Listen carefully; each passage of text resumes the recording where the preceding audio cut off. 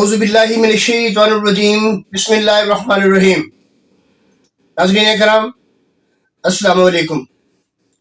وفاقی دارالحکومت اسلام آباد سے اپنے پروگرام کیپٹل ویوز ٹاک کے ساتھ میں ہوں آپ کا میزبان ایم یعقوب الوی، اور آپ دیکھ رہے ہیں ICV نیوز نیٹ ورک۔ ناظرین کرام، انتہائی افسوسناک واقعہ ہے جو میں آپ کے ساتھ شیئر کرنے جا رہا ہوں۔ پچھلے دنوں وفاقی وزیر جناب خواجہ آصف صاحب نے اسلام آباد میں قائم مدارس و مساجد کے حوالے سے کوئی نازیبا الفاظ بولے، نہیں بولنے چاہیے۔ بڑی حکمت عملی کے ساتھ، علماء کے ساتھ مشاورت کے ساتھ اس قسم کے سینسٹیو ایشو کو چھیڑنا چاہیے، مگر انہوں نے بغیر کسی حکمت عملی کا مظاہرہ کرتے ہوئے مساجد و مدارس کے خلاف جو کچھ کہا، اس کی پاداش میں وفاقی دارالحکومت اسلام آباد سمیت ملک بھر کے علماء کرام سراپائے احتجاج ہو گئے۔ جمعیت علماء اسلام کے قائم مقام امیر جناب قاری مرشد عالم صاحب کو ایک ہنگامی اجلاس طلباء علماء پر مشتمل بلانا پڑا۔ اسلام آباد کے سب سیکریٹریٹ میں علماء پر مشتمل ایک شاندار علماء پر مشتمل اجلاس کا ہنگامی انعقاد عمل میں لایا گیا، جس میں علماء کرام کا رد عمل شدید تھا۔ انہوں نے نہ صرف خواجہ آصف کے بیانیہ کی مذمت کی، بلکہ نفرت انگیز مذمت کی۔ اسی سلسلے میں آج ہمارے کیپٹل ویوز ٹاک کے مہمان راولپنڈی میں کسی تعارف کے محتاج نہیں ہیں۔ راولپنڈی کے ساتھ ساتھ ملکی سطح پر، تمام صوبائی سطح پر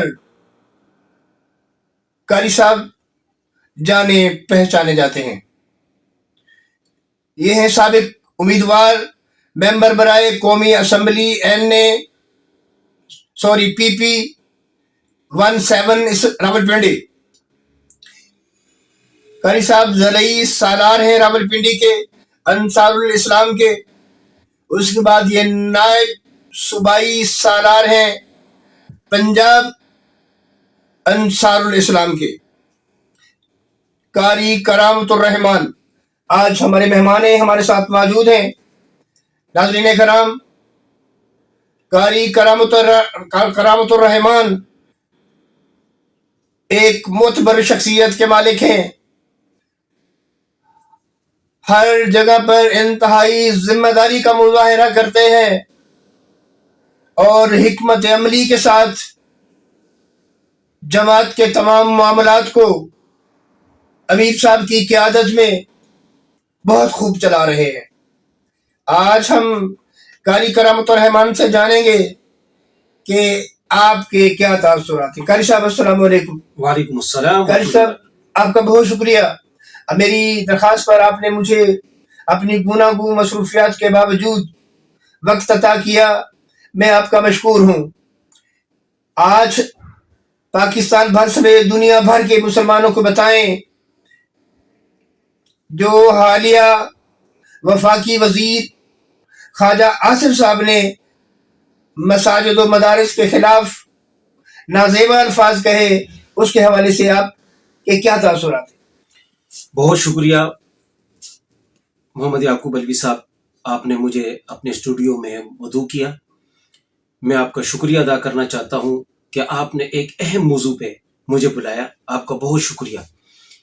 میں اپنے ناظرین کو جو سن رہے ہیں ان سے کہنا چاہوں گا کہ ہمارے وزیر، ہمارے اس ملک کی بدقسمتی ہے، ہم نے تو پہلے تو اس ملک کو تو اسلام کے نام پہ حاصل کیا، اس ملک کو سلوگن ہم نے دیا لا الہ الا اللہ، کہ اس ملک کے اندر اسلام کا نظام آنا چاہیے۔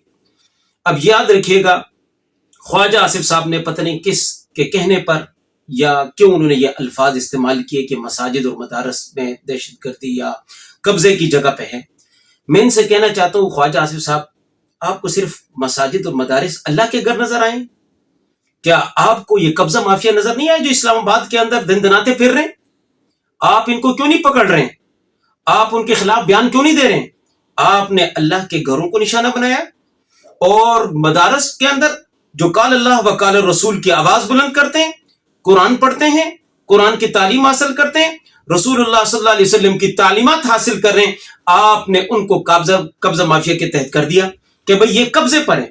آپ نے کئی ہزار مساجد اور مدارس کا نام کہا کہ کئی مساجد، کئی ہزار مدارس جو ہے نا اسلام آباد میں جو ہے نا قبضہ کیے ہیں۔ میں ان سے کہنا چاہتا ہوں کہ کوئی ایک ایسی مسجد بنائے، بتائیں۔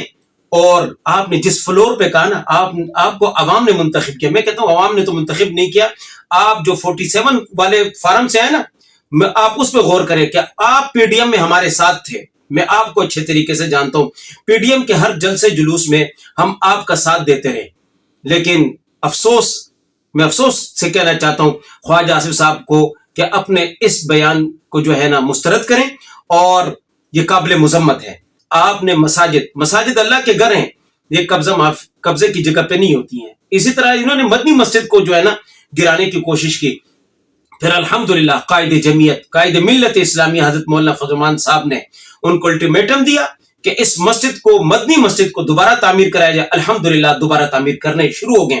انہوں نے قائد جمعیت حضرت مولانا فضل الرحمان صاحب ابھی تو بنگلہ دیش کے دورے پہ، انشاءاللہ 23 تاریخ کو ان کی پریس کانفرنس ہوگی، اس حوالے سے وہ اہم گفتگو فرمائیں گے کہ انہوں نے خواجہ آصف نے کس منہ سے اور کس بنا پہ مساجد اور مدارس کا نام لے کر کہا کہ یہ قبضے کی جگہ پہ ہے۔ کوئی ایک مسجد کا نام بتائیں۔ ہم مذمت کرتے ہیں، ہم علماء تشویش میں ہیں کہ آپ نے ایسے فلور پر لوگوں کو گمراہ کرنے کی کوشش کی۔ آپ اپنا بیان واپس لیں، آپ بزرگ ہیں، آپ کی عمر بھی بڑھ گئی ہے، کم از کم آپ کو چاہیے کہ آپ مسجد اور مدرسے کا رخ ضرور کیجیے گا۔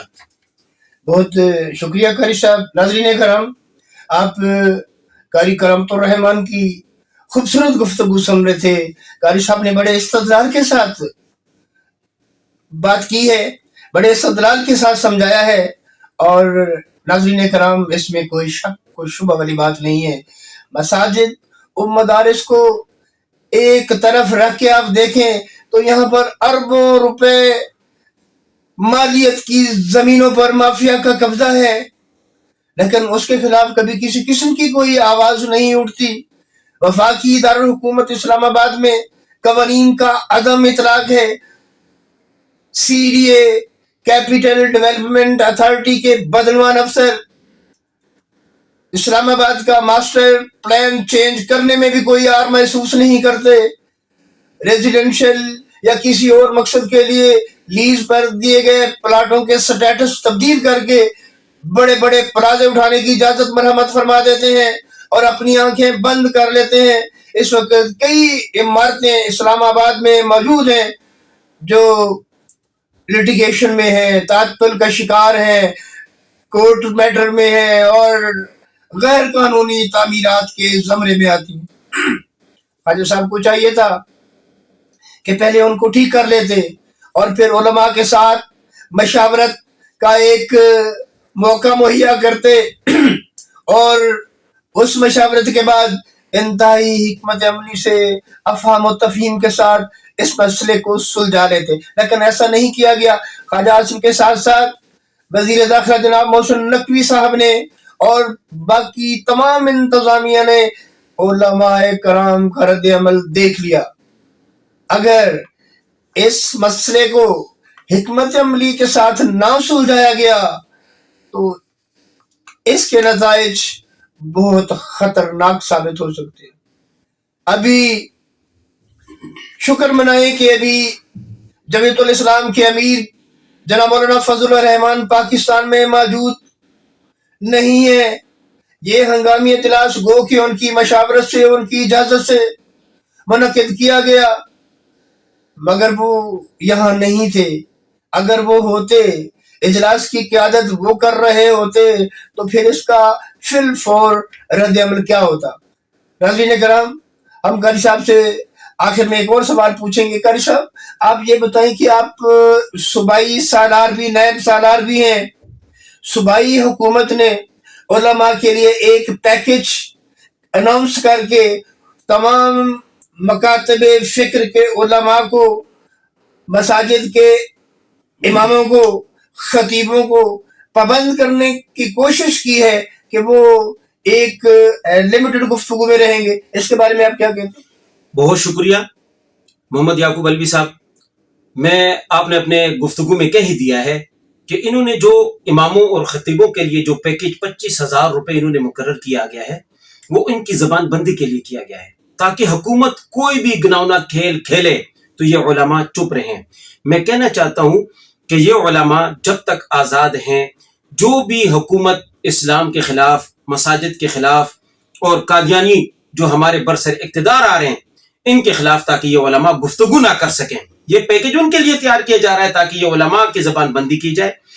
کوئی بھی حکومت قادیانیوں کو تسلیم کرے گی، ہم بولیں گے انشاءاللہ 25,000 ہمیں نہیں چاہیے۔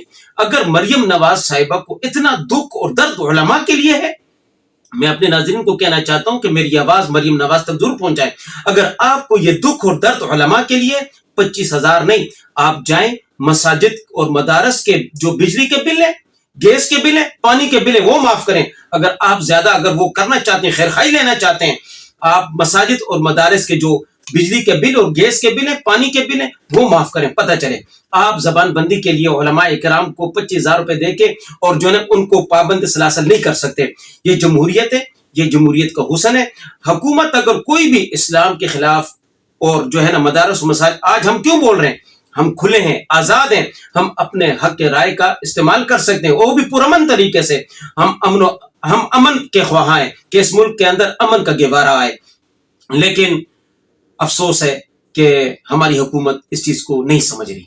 بہت شکریہ قاری صاحب، بہت شکریہ۔ ناظرین کرام، اپنے قاری صاحب کی بڑی مفصل، بڑی فصاحت اور بلاغت کے ساتھ گفتگو سماعت فرمائی۔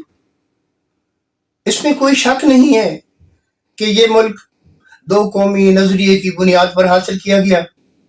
ایک نظریہ باطل تھا اور ایک نظریہ حق تھا، ہے اور قیامت تک رہے گا۔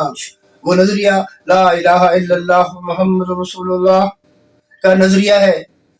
اگر یہ اسلامی جمہوریہ پاکستان ہے تو انتہائی افسوس کے ساتھ کہنا پڑتا ہے کہ آج 78 سال کا طویل عرصہ گزرنے کے باوجود بھی اس ملک کے خداداد اسلامی جمہوریہ پاکستان میں اسلام کے قوانین کا اطلاق نہ ہو سکا۔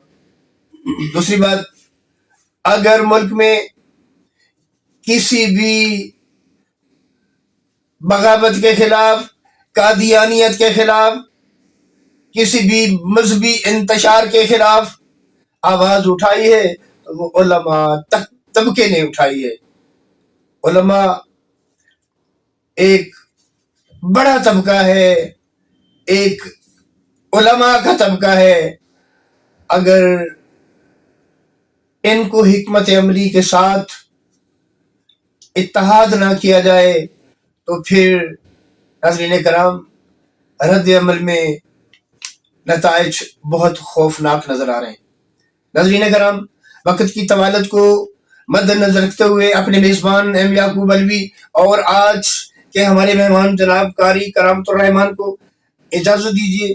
ہم قاری کرامت الرحمان کی جوشیل جذبات اور عقائد کے مطابق قرآن و سنت کی روشنی میں آپ کو مستفید کرتے رہیں گے۔ اگلے پروگرام تک اللہ حافظ۔